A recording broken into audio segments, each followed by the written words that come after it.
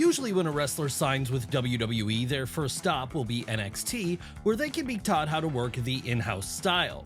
And while many great performers have gone through this system and ended up a great success, not everyone has been so lucky. No, sometimes for whatever reason, when a performer goes to the developmental brand, it doesn't go according to plan. But what are the biggest examples of failed NXT runs? Well, that's exactly what we're going to be looking at right now. And where better to start than with perhaps the most egregious of them all, Hideo Itami. Why was the failure of Hideo Itami in NXT such a notable event? Well, because, while you could argue that others who flopped there just didn't have it on that level, this certainly wasn't the case here. No, when we talk about Kenta, we're not just talking about any old wrestler. Rather, we're talking about someone with the potential to be truly great. That's right, if you were watching his work on the indie scene back in the 2000s and 2010s, then you'll have seen just how high a level he can produce in the ring. Yes, just about every one of his peers stole from him, including CM Punk and Bryan Danielson, both of whom's finishing moves, the Go to Sleep and the Busaiko Knee, were invented by Kenta. Unfortunately though, for as great as he was, when he moved over to NXT in 2014, it quickly became apparent his style just wasn't going to work out. And that's why Hideo Itami, as he had now been renamed, turned out to be something of a flop on the black and gold brand. Sure, it didn't help that the injury bug bit him hard during his time there, meaning he'd spend multiple extended periods out of the ring. So perhaps it should come as no surprise then that after quickly being outshone by the likes of Finn Balor, Kevin Owens, Sami Zayn, and Adrian Neville, Itami slipped further and further down the card to the point where it became easy to forget he was there at all. And once that happened, it was only going to be a matter of time until he was gone completely. When would he finally make his exit? That would happen in January of 2019, after he requested and was subsequently granted his release. But not every failure in NXT is a result of an outside star pro wrestler not working out within the WWE system. Though sometimes the performer in question never had much experience at all, at least within the squared circle that is, and that's rarely been more obvious than in the case of Gable Steveson. Now we can see why WWE thought it would be a great idea to sign Steveson to a contract in 2021. After all, by that point he'd already won a gold medal in amateur wrestling at the 2020 Olympic Games, and he was considered to be the best wrestler of his generation by a considerable distance. And it wasn't like Olympic gold medalists hadn't been brought into WWE in the past and thrived there. We all remember how good Kurt Angle was. But unfortunately, not everyone can be Kurt Angle. No, as it turns out, he was just a freak of nature, and for any normal person, or as normal of a person as an Olympic gold medalist can be, being great on the mat doesn't necessarily mean you're going to be great in the squared circle. Really, we should have all noticed the signs as early as October of 2021, as that was when Steveson was drafted over to Raw before he'd ever had a single televised match, with the hopes the company had here being that he'd take to it like a duck to water and be ready for Monday nights in no time at all. But as the weeks and months went on, nothing was heard of the Indiana native's progress, suggesting things weren't going all that well. And eventually any fears that this was the case would be proven true, as when Gable finally did hit the ring for the first time at NXT's The Great American Bash on July 30th, 2023, he'd be seen as someone who wasn't getting over with fans. What happened after that? Well, by May of 2023, Steveson would be released from his contract after never making another televised appearance. And in a strange turn of events, as the timing of his release didn't leave him long enough to qualify for the 2024 Olympics, he's since joined the NFL as a defensive lineman for the Buffalo Bills, despite having no prior football experience. Of course, not everyone has the name value that will allow them to fall on their feet again if they fail in the WWE system. No, when it comes to cases like that of Kona Reeves, once they were gone from NXT, they'd disappear from the public eye entirely. Why has no one heard from this Orlando native since his failed go-around with the black and gold brand between 2014 and 2021? It's hard to say, but it certainly seems plausible that his failure to get over there burned him on the industry as a whole, as we haven't even seen him attempt to come back in a smaller promotion since. No, it looks like as far as his days in the ring go, the era of Kona Reeves truly is finished. And that's a shame because there was something there which could have been built upon if the circumstances were different. After all, it wasn't as if Kona Reeves couldn't wrestle at all. No, while he was green, with enough time and experience, he might have turned into a solid performer. But unfortunately for him, that something will never become a thing in NXT because from day one, for whatever reason, it just never gelled for him in this system. It didn't matter if he was being paired up as part of a tag team with Alexander Wolf, or if he was making a solo run by challenging the likes of Ty Dillinger and Andrade Cien Almas. It always felt like there was something missing from the presentation of the Reeves character in the Developmental brand. And for that reason then, as time went on, his appearances became more and more sparse until we got to a point where, by August of 2021, he was barely showing up at all, with this making it a lot easier for WWE to cut him from his contract. But at least Kona can take some solace in the fact that he wasn't the only person being cut from NXT at this point in time, as just 2 months prior, the exact same thing happened with our next subject, Santana Garrett. Now, given how aggressive WWE has been about hiring great female wrestlers over the last decade or so, it might seem surprising that Santana Garrett never worked out there. After all, this is not someone without any talent. Now, we're talking about a former NWA Women's World Champion and a former White Belt Champion in Stardom here, with her winning the latter title after defeating Io Shirai. Hell, even in TNA, the Florida native found a fair amount of success. So you'd think that after she signed on the dotted line with WWE in August of 2019 then, it would have been a given she'd thrive in the NXT system. Unfortunately though, this just isn't the way things worked out. No, instead of shining as a powerhouse superstar of the brand, in the end, Garrett quickly found herself turning into a jobber for more high-profile talent, as she ate loss after loss to the likes of Rhea Ripley, Bianca Belair, and Mia Yim. But why did WWE slot her into this role? That's hard to say. Maybe they just didn't see Santana as being a star on the level they were looking for. Whatever the reason, by the time April of 2020 rolled around, her star would have fallen so low that she was relegated to getting beaten by the EST in less than 1 minute. So, when she eventually left the Fed in June of 2021 then, it was expected she'd be gone forever, but as we all know, you can never say never in wrestling, and so it was that in August of 2022, she'd make a brief return as a coach.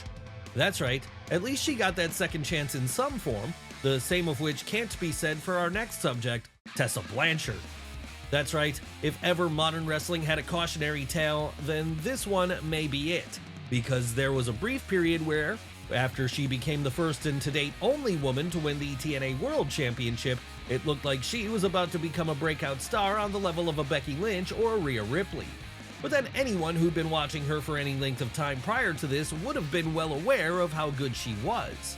Hell, it was evident during her time with WWE in 2016 and 2017. Sure, she might have only made a couple of appearances on the black and gold brand here, beating Alexa Bliss and then losing to both Nia Jax and Carmella, but so much natural talent and charisma did she have, it was obvious for all to see she'd inherited her aptitude for the ring from her father, Tully Blanchard. Alas though, after parting ways with the WWE in 2017 after losing to Kairi Sane in the first round of the Mae Young Classic, she'd never get a chance to return, because by the time she'd built up a bigger name for herself in 2020, she'd have gotten into trouble behind the scenes. Yes, the only thing WWE fans have to remember her by today are those brief appearances she made in NXT during the mid-2010s. But she wasn't the only TNA alumni who was failing to make it in the WWE system during that time period, as in 2015, we were all getting a chance to bear witness to the quick rise and fall of James Storm in NXT. Now, if you're not an Impact fan and you don't know who James Storm is, then let us give you a short primer. One-time TNA World Heavyweight Champion, 7-time TNA World Tag Team Champion, 7-time NWA World Tag Team Champion, and the guy who was bringing his cowboy gimmick to wrestling shows long before Hangman Adam Page ever broke out in AEW. All of this is to say that by the time Storm signed on the dotted line with WWE in October of 2015, he was already a very accomplished wrestler, someone who was more than good enough to get over there and find his way onto the main roster before long. But this didn't happen in the end. Why was that? Well, this one is pretty much entirely down to the Tennessee native himself. That's right, despite it certainly being the dream job for many wrestlers out there, he decided it simply wasn't for him. No, while the televised matches he had against Danny Burch and Adam Rose here were certainly good, evidently he didn't think the way things worked in NXT was something he wanted to commit to full time. And so for that reason then, when Triple H offered him a full-time developmental contract in December of that year, he decided not to sign it and instead returned to TNA, where he felt he would have far more fun. Sure, he was no doubt losing a lot of opportunities by doing this, but that's what he wanted to do and decided to go down his own path. And as we've since seen, going back to Nashville probably was the best thing for his career in the long run, because while he might have gotten a nice run in the black and gold brand in 2015, as soon as he was inevitably moved up to the main roster, Vince McMahon likely would have little idea with what to do with him, like we've seen with so many other call-ups of the era. At least in the smaller promotion though, Storm was able to continue to succeed by not only winning multiple more titles, but also by using the relationship Impact had with Pro Wrestling Noah to make a brief excursion over there in 2017. But what of the other TNA performer who tried and failed in NXT during the mid-2010s? What would become of him after his time there? Well, to answer that question, we have to look at the story of Solomon Crowe. Yes, this was a weird one because, while Sami Callihan certainly had what it took to get over, something which has been evident in his time working in the likes of Ring of Honor, CZW, MLW, and TNA, as soon as he signed with WWE in October of 2012 and was from there shipped over to NXT, it was apparent almost immediately things weren't going to work out. Why was that? Well, rather than let him be who he was, a violent madman in the vein of Cactus Jack, Callihan at this point was transformed into the character of Solomon Crowe, a spiky-haired hacker who looked less like a superstar wrestler and more like a character from The Matrix. And so rather than make a splash with his extreme wave of violence then, Sami was instead left to flounder as his new gimmick didn't get over with audiences. Yes, this new hacker gimmick even affected his matches as, while Sami Callihan would have no doubt been able to have a good showing against Xavier Woods, Brian Kendrick, and CJ Parker, when Solomon Crowe was put in that same position, he just couldn't cut the mustard. And for that reason then, he never really made any forward progress in the developmental brand, with his momentum slowing down to a crawl, and then to a complete standstill when in November of 2015, he was cut from his contract. What would he do after that? Well, he'd go back to doing what he did best in places like Impact, Lucha Underground, and New Japan, proving he really did have it in him all along, and his failure to get over in WWE was more on his bad gimmick than anything else. That said, not everyone can use the excuse of a bad gimmick when it comes to explaining why they flopped in NXT, because when it comes to our next subject, he used the exact same one here as he did in Japan. Who are we talking about? Why, Kushida, of course. Yes, as wrestling's #1 Marty McFly cosplayer, Kushida already had his character down long before he ever joined WWE in 2019. And because he knew his gimmick so well and was able to integrate it so easily into his in-ring work then, it should come as no surprise that during his time in New Japan between 2010 and 2019, he'd become a 6-time IWGP Junior Heavyweight Champion and 2-time winner of the Best of the Super Juniors tournament. Come the end of the decade though, with New Japan hesitant to move him up to their heavyweight division, the Tokyo native felt he'd hit a ceiling in Japan. And so that was why, at this point, he decided to part ways with his home company and instead head across the Pacific to join WWE. How would this work out for him? Well, if you were watching NXT between 2019 and 2022, you'll already know the answer to that question, because despite being one of the top junior heavyweights of his era, Kushida just never meshed with the WWE system for some reason. Was it because Triple H didn't know what to do with him? Possibly. But then another part of the reason he failed here is because his joining of the NXT roster happened right as it was about to transform away from its black and gold era into its much younger focused 2.0 era. So because of that then, rather than be treated like a high-flying legend, Kushida was instead turned into something of a parody when his love of all things Back to the Future pretty much became his entire gimmick, so much so that his tag team with Ikemen Jiro would be called Jacket Time on account of the fact that, like with Marty McFly, they both like to wear red jackets. Sure, this would be fun at times, and there would be other occasional highlights for the Japanese star's time in NXT, such as when he briefly won the NXT Cruiserweight title. But those moments were pretty few and far between, and by a certain point, it became clear he was never going to do anything of note there. So realizing this, in 2022, Kushida decided to part ways with WWE and say goodbye to America as he returned to his home country, the very place he picked up right where he left off by becoming a pillar of New Japan's junior heavyweight division, and it's there he remains to this day, still working away and proving how great he is, with this being the opposite of what happened to our next subject when they left WWE behind in 2024. That's right, it's time to talk about Xyon Quinn. Now, Xyon Quinn, or to go by his real name, Daniel Vidot, is someone who really should have been a shoo-in for success in WWE because he was already a star athlete prior to ever setting foot inside of the squared circle. Hell, while living back in his home country of Australia, he'd made a very successful career for himself as a rugby league player for the likes of the Canberra Riders, the Brisbane Broncos, and the Gold Coast Titans. So what went wrong then? Well, this wasn't exactly a case of someone not being able to translate their skills into the context of a pro wrestling scenario, as it happened with Gable Steveson. Rather, it was just a case of the Brisbane native never being able to break through to that next level. But then to be fair, his competition for the top spot once he made his NXT debut in August of 2020 was the likes of Finn Balor, Johnny Gargano, and Tommaso Ciampa. So it was always going to be difficult for a rookie like him to get noticed. And when the black and gold era of the developmental show gave way to 2.0 not long thereafter, a whole new cast of characters would arrive and once again quickly overshadow Quinn. Names like Braun Breaker, Carmelo Hayes, and Wes Lee. So because of that, it didn't matter if Xyon was having pretty good matches against performers such as Santos Escobar or Joe Gacy, he just wasn't able to make himself stand out enough to rise above the pack. No, all he could do was watch on as his peers all around him reached the level of stardom before he could. Sure, there might have been one brief moment where it looked like things were going to work out for Quinn, as during the April 2023 draft he was made a free agent, with this allowing him to appear on both Raw and SmackDown, but that ended up amounting to little in the long run, and so it was that in April of 2024, he'd be released from his contract. What's he done since then? Well, not too much, unfortunately. It's possible he'll decide to leave the world of wrestling behind entirely now that he's been cut from WWE. After all, that's what happened with our next subject, Eli Cottonwood. Yes, the forgotten member of the Wyatt family, Eli Cottonwood's failed run in developmental actually differs slightly to others we've discussed today, because while he did appear in NXT, it would only be on the game show version of it when it had its season 2 back in 2010. And that run didn't go particularly well for him because despite being mentored by John Morrison, he'd be the second person eliminated there. So if his time in NXT was so brief, why are we talking about him today? Well, because this wasn't his only experience in the WWE developmental brand of the time. No, both before and after his run in NXT, the Wisconsin native would serve spells in Florida Championship Wrestling, the true precursor to what would later become the Black and Gold show.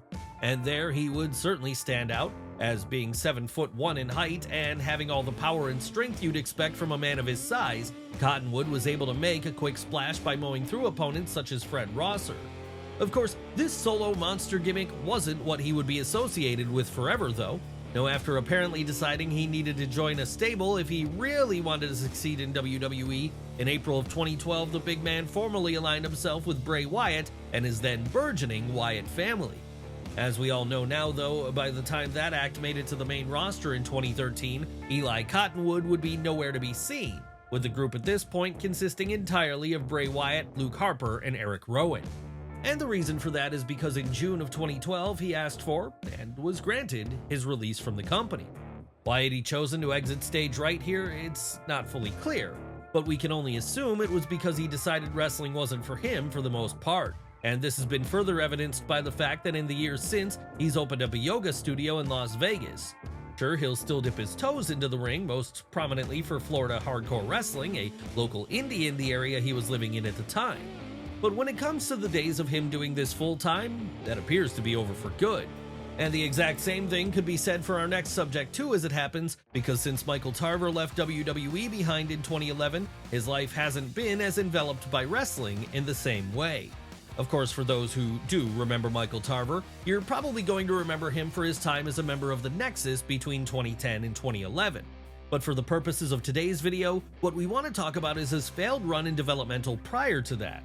And we say developmental rather than NXT because, like with Eli Cottonwood, this was an example of someone coming around before the Black and Gold era was a thing, and them instead making their initial splash in Florida Championship Wrestling, and then on NXT's game show incarnation. How would Michael Tarver do in FCW? Not too great if we're being honest.